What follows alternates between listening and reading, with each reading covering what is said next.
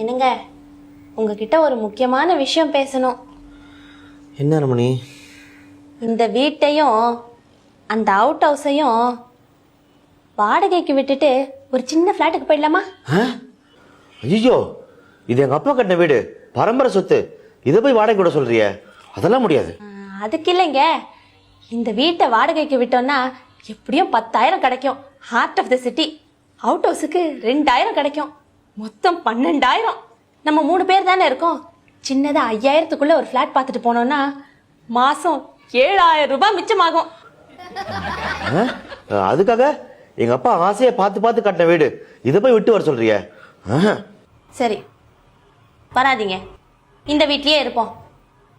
ரம்யா ஸ்கூலுக்கு போயிடுவா, நீங்க ஆபீஸ்க்கு போயிடுவீங்க. இது வரைக்கும் காவலுக்கு நாயராவது இருந்தாரு, இப்ப அவரும் போயிட்டாரு.